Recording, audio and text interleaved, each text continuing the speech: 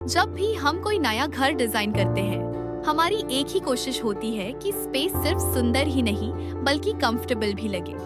आज हम आपको दिखाने वाले हैं एक beautifully designed home by vibe interio. चलिए घर का टूर शुरू करते हैं। सबसे पहले यह है लिविंग रूम। इस स्पेस को सिंपल और एलिगेंट रखा गया है ताकि घर ओपन और वेलकमिंग फील हो। टीवी यूनिट, लाइटिंग और कलर कॉम्बिनेशन को ऐसे प्लान किया गया है कि रूम मॉडर्न भी लगे और कोजी भी। ये है मास्टर बेडरूम। यहाँ कलर्स और लाइटिंग को काल्म और सूदिंग रखा गया है ताकि रूम एक रिलैक्सिंग फील दे।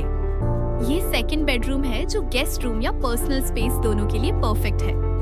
सिंपल डिजाइन और फंक्शनल फर्नीचर के साथ ये रूम स्पेशियस और कंफर्टेबल फील होता है। तो ये था इस 2 BHK होम का इंटीरियर डिजाइन बाय वाइब इंटीरियो। अगर आप भी अपने घर को स्टाइलिश और प्रैक्टिकल स्पेस में ट्रांसफॉर्म करना चाहते हैं तो हमसे जरूर कनेक्ट करें।